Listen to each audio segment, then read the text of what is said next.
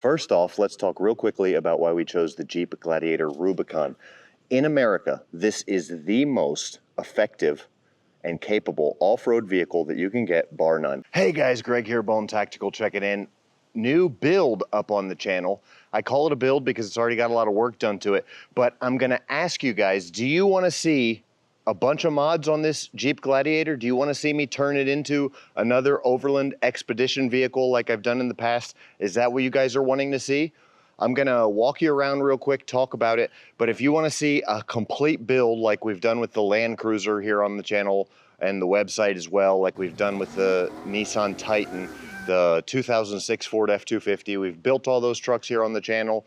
We've got websites for them individually on bonetactical.com, showing tons of sponsors and off-road information, do-it-yourself hacks, and teaching about off-roading, overlanding. In America, this is the most effective and capable off-road vehicle that you can get, bar none. That's why we chose this vehicle. It's got lockers, front and rear, straight axles, front and rear, and we've now got it sitting on 37-inch tires. I'll show you guys a little bit of the suspension here, and we'll talk about just very briefly why this is such a capable vehicle. Ground clearance, reliability, all that stuff really comes into play. This particular Jeep Gladiator has a monitoring system. Even though it's computerized, it does do a good job. You guys may say, well, Bone, you've said in many videos that the Land Cruiser pickup is the most capable off-road vehicle and the most reliable vehicle. It is, but it's not available in the United States. That's simply because really the corruption at the level of government in this country and the way that they work with auto manufacturers here in the US, they don't make reliable vehicles anymore. They use the emissions controls and crash testing as an excuse to make disposable vehicles. Jeep is one of the more reliable vehicles you can get in the US, definitely not anything compared to a overseas available Toyota, but with proper maintenance, these Jeeps will last a while. Just have to be very careful, making sure you take care of it and do a lot of maintenance. So for those of you that know about vehicle capabilities, you want to look for solid axles, you want to look for locking differentials front and rear. That's what I mean when I say lockers, locking differentials. Tire size and ground clearance is a big deal. Okay, so then you start getting into a lot of stuff you're gonna have to read about on my website builds if you really wanna go do a deep dive on how to build an overland expedition vehicle or an off-road rig. We discussed that at the exotic 4x4 section of bonetactical.com, but what I'm gonna talk about right now is the Jeep Gladiator and what we've done to it so far, which is pretty close to stock in my opinion, but this can go run just about any light or medium trail in the US.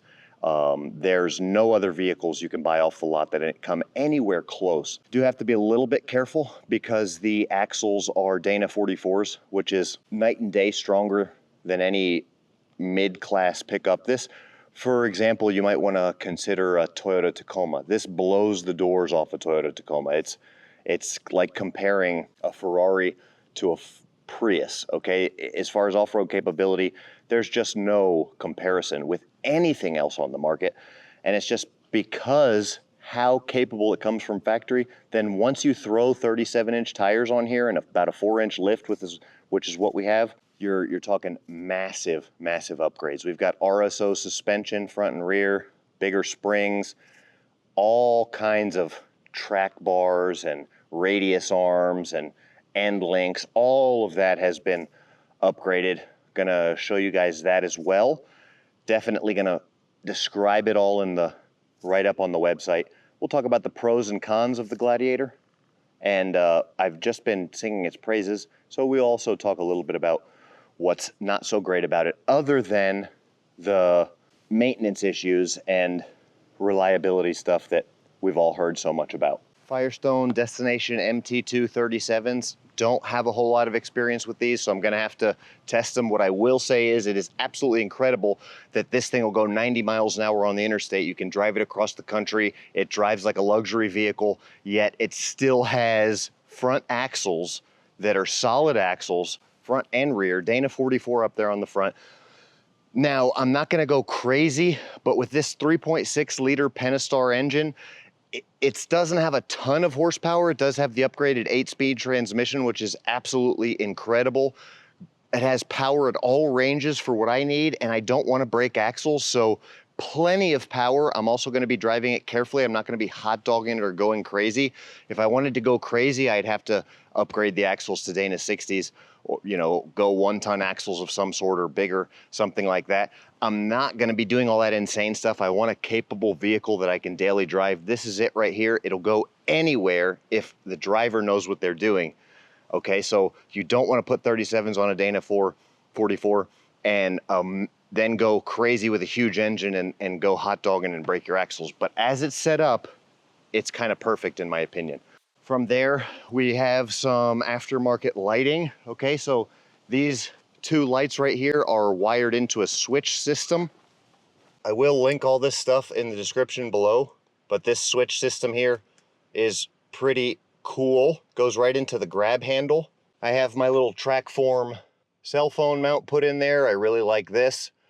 The stock computer system for these Jeeps is pretty impressive because you can manage all kinds of off-road stuff like your tilt sideways, which I have to have as a manual gauge in the Land Cruiser, front to back angle, grade angle, a lot of your temperatures and stuff like that you can manage as well. This particular Jeep has a massive aftermarket stereo system. 9 speakers, check these out. This is a soft top, so the doors come off, the roof comes off, all that kind of stuff.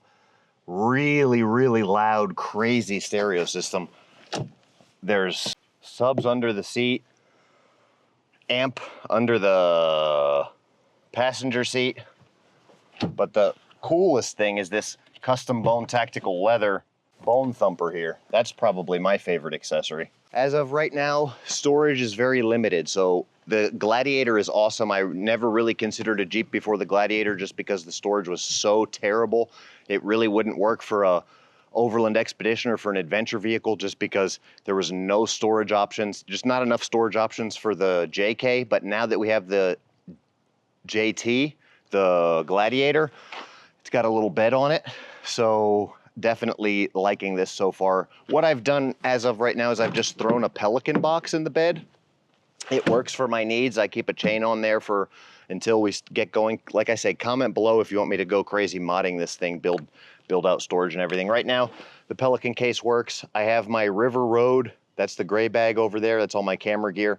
I have a gym bag and a EDC bag. The 2 backpacks are the Gray Man Operations pack. You can see the one in the middle is after like 5 years of sun and weathering and having out in the woods and stuff. That's kind of how it weathers, that patina. I really like that. And then the other one next to it is a newer one, like 1 or 2 years old.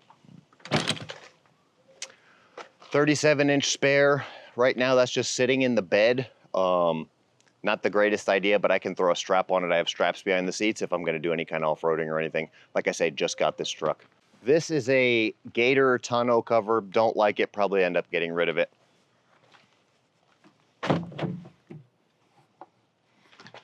There are a lot of Jeep upgrades on this that come from Mopar. The spray-in bed liner is one of them. Definitely recommend that. These mats, they're like similar to a WeatherTech mat, highly recommended. Gotta have a bone thumper in your vehicle, as I already mentioned. These crazy speakers as part of this 9-speaker stereo system, absolutely mind-blowing. Not necessary for off-road, but with these big tires, the stock stereo system on the interstate, you're not going to be able to have enjoyable music because it's going to be so loud. But with this system, you don't hear anything but the music if that's what you want to do. The interior on these Rubicon models is just beautiful. It's got like this brushed aluminum look, Rubicon red. This is the switch for the lockers, front and rear right here. Absolutely essential. This is what makes this off the lot the most effective off-road vehicle in the US. That and the solid axles, front and rear. So that's the intro for the new Rubicon, guys. Questions and comments, let me know what you want to see, what I should do with this truck, leave it stock or build it out, and what I should build it for, what you want to know more about and what you want to see with this build, or if you don't want to see any more vehicle stuff on Bone Tactical, let me know, and I'll just drive this thing off and camp at the beach and never make a video again if that's what you tell me to do. Thanks for watching. Bone out.